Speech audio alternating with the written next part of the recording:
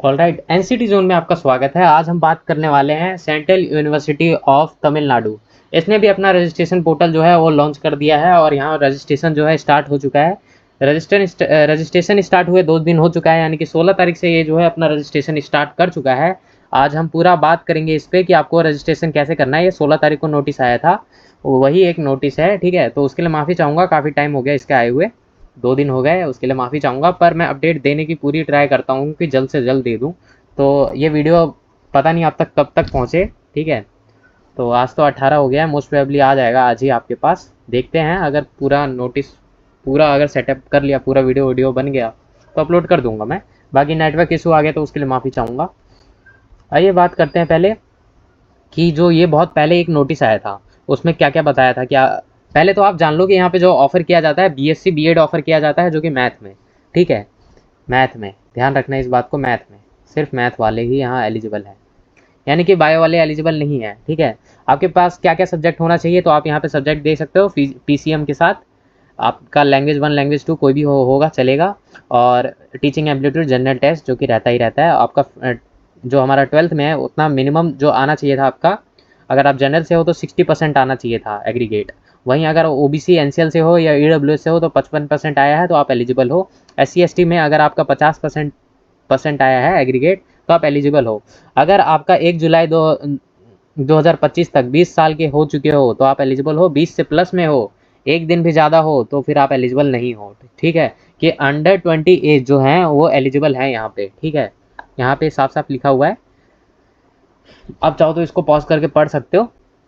बाकी वही चीज़ बताया जो मैंने बताया। अब मेन जो बात है उस पे चलते हैं। ये तो बहुत पहले का नोटिस है, एग्ज़ाम देने वाले टाइम पे ही आ गया था ये नोटिस, जो आपको पता होना चाहिए कितने किस में क्या क्वेश्चन रहते हैं वो सब बताया था यहाँ पे। अब हम मेन बात करते हैं कि अपना जो ये आया है नोटिस उसमें क्या क्या लिख के आया है, क्या क्या बताया गया है उसमें। तो एनटीए का द्वारा जो एनसीईटी का एग्ज़ाम लिया जाता है उसमें जिसने भी 2025 से 25 वाले सेक्शन में एग्ज़ाम दिया है, सीबीटी मोड में जो हुआ था, तो वो बच्चे यहाँ पे एलिजिबल हैं, ठीक है। कैंडिडेट को जो है लॉगिन करना है, अपना स्कोर कार्ड जो है यहाँ से डाउनलोड कर लेना है, जो कि ऑफिशियली आपने अब तक कर लिया होगा मोस्ट प्रोबेबली। नया स्कोर कार्ड डाउनलोड कर लेना, ठीक है।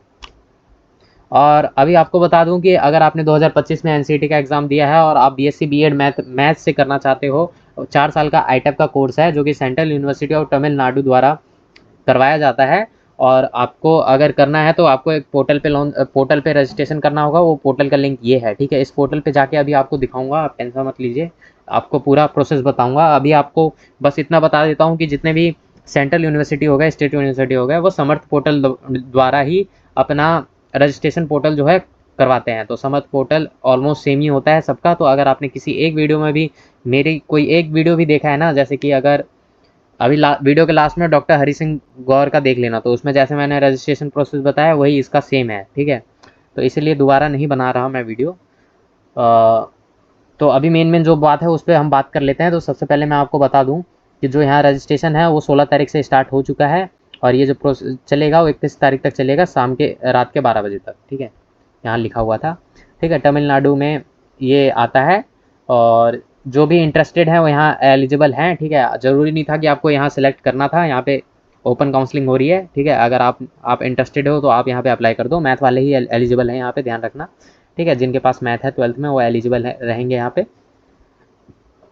अगर कोई रिस्पॉन्सिबल फॉर एंड डिले, अगर आप डिले करते हो फ़ी पेमेंट वगैरह में तो आपका कैंसिल हो सकता है फ़ी पेमेंट, ठीक है। इसका ध्यान रखना। तो फ़ी पेमेंट वगैरह और टाइम टू टाइम अपना रजिस्ट्रेशन कर देना, मतलब कि आपका जो डेट है 21 तारीख से पहले आप ट्राई कर लेना कि कर दो, ठीक है। फीस स्ट्रक्चर की बात अभी हम करेंगे, उससे पहले ये चीज़ आप पढ़ लो, ठीक है। एनसीटी का स्कोर कार्ड होना चाहिए वैलिड। ऑनलाइन आपको सबमिट करना है, अपलोड करना है रिक्वायर्ड डॉक्यूमेंट, ठीक है। जितने भी डॉक्यूमेंट वहाँ पे लिखे हुए हैं, जैसे आपका सर्टिफिकेट हो गया, 10th की 12th की मार्कशीट हो गई हमारी जो भी है, और कास्ट सर्टिफिकेट है अगर आप एलिजिबल हो तो, इनकम सर्टिफिकेट वगैरह, ठीक है। अगर आपके पास कोई सर्टिफिकेट नहीं है, आप चाहते हो कि मैं बाद में सबमिट कर दूंगा, तो आपको ऑन प्लेन पेपर, एक साफ पेपर पे आपको हैंड रिटन आपको खुद लिखना है। क्या लिखना है? अंडरटेकिंग लिखना है कि मैं प्रोवाइड कर दूंगा विद इन इतना डेज। अगर मेरा एडमिशन हो जाता है तो मैं ट्राई करूंगा कि जल्द से जल्द कर दूं आपको सबमिट, ठीक है। अगर आप उस कैटेगरी में आते हो तभी आप अप्लाई करना, वरना अंडरटेकिंग गलत देते हो और आप गलत पाए जाते हो तो आपका कैंसिल हो सकता है, ठीक है। फीस स्ट्रक्चर की बात कर लेते हैं।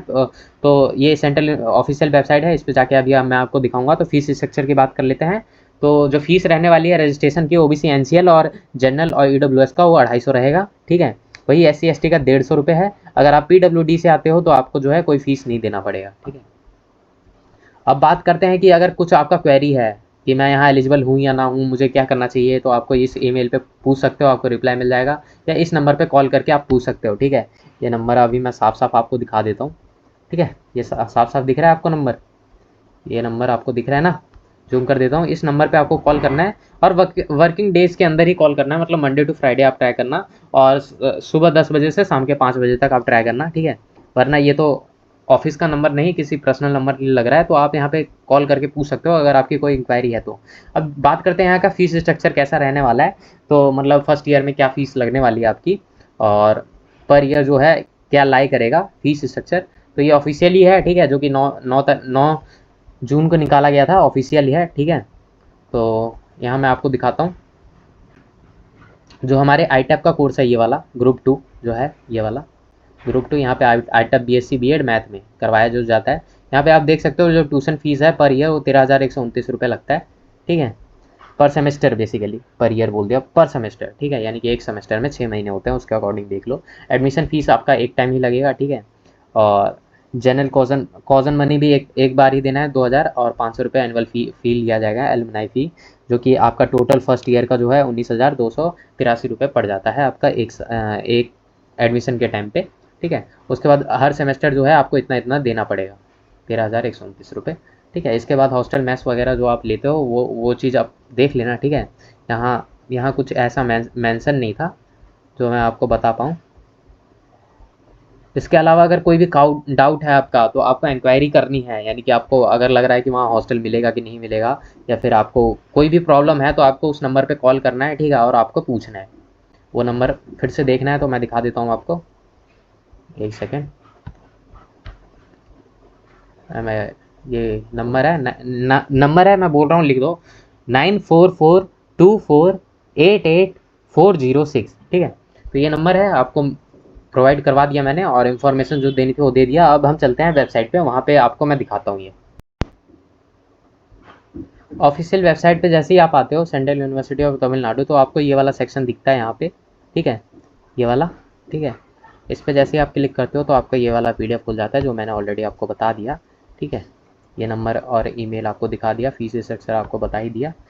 तो अब हम बात करते हैं कि आपको रजिस्ट्रेशन कैसे करना है। तो आपको जो है इस लिंक पे क्लिक करना है जो कि यहाँ पे मेंशन है, ठीक है। ये वाला लिंक दिख रहा है आपको, इस लिंक पे जैसे ही आप क्लिक करोगे इस PDF में, तो आपको न्यू रजिस्ट्रेशन का ऑप्शन दिखेगा। यहाँ पे न्यू रजिस्टर पे जैसे ही आप जाओगे तो आपको NCT का application number, date of birth और कैप्चर फिल करना है, रजिस्टर कर देना है। उसके बाद रजिस्टर करते ही आपके पास OTP जाएगा, जो आपके मोबाइल नंबर और ईमेल पे जाएगा, ठीक है। मेरे बातों को ध्यान से सुनो। उस OTP को एंटर करके आपको पासवर्ड क्रिएट करना है, पासवर्ड को कंफर्म करना है, अपना OTP वेरिफिकेशन करना है, तो आपका ईमेल वेरिफिकेशन हो जाएगा, OTP वेरिफिकेशन हो जाएगा। उसके बाद आपको लॉगिन करना है। लॉगिन करने के लिए यहाँ पे आपको पेज दिख रहा है, इस लॉगिन पे जैसे आप क्लिक करोगे तो अपना एप्लीकेशन नंबर जो आपने पासवर्ड सेट किया वो, और अपना कैप्चर फिल करिए और लॉगिन कर लिया। लॉगिन करते ही आपके पास 3 प्रोसेस आएगा, ठीक है। 3 प्रोसेस में आपको क्या क्या करना है। पहला प्रोसेस रहेगा आपका प्रोफाइल फिल, तो आपको प्रोफाइल फिल करना है, ठीक है। आप अपना बेसिक डिटेल, जो भी आपका एड्रेस हो गया या फिर आपका 10th 12th का मार्कशीट हो गया, जो भी है वो सब डिटेल लिया जाएगा। उसके बाद सेकंड प्रोसेस में आपका जो है डॉक्यूमेंट अपडेट वगैरह जो भी हो, और थर्ड प्रोसेस में आपका फ़ी पेमेंट वगैरह जो भी है वो आपका लगेगा। तो धन्यवाद, आपको मैंने A to Z बता दिया आपको। अगर फिर भी कोई डाउट है तो आपको इंक्वायरी नंबर पे कॉल करके पूछ लेना है, ठीक है। और टाइमिंग वगैरह आप यहाँ पे देख सकते हो, हेल्पलाइन टाइमिंग यहाँ पे साफ साफ मेंशन है, ठीक है। मैं जूम कर देता हूँ, आपको दिखा देता हूँ, जो मैंने बताया वही है। बेसिकली हेल्पलाइन टाइमिंग सुबह के 10 बजे से शाम के 5 बजे तक, मंडे टू फ्राइडे ये एक्टिव रहेगा वो नंबर। उस नंबर पे कॉल करना, आपको कोई भी डाउट है तो पता चल जाएगा। इसके अलावा अगर फिर भी आपका कोई डाउट रह जाता है, छोटे मोटे डाउट्स, तो वो मैं क्लियर कर दूंगा, आपको कमेंट कर देना है, ठीक है। धन्यवाद आपका, वीडियो में बने रहने के लिए आपका धन्यवाद। अगर आप चैनल पे नए हो तो आपको सब्सक्राइब कर देना प्लीज़, हेल्प कर देना थोड़ा, और लाइक कर देना वीडियो। धन्यवाद।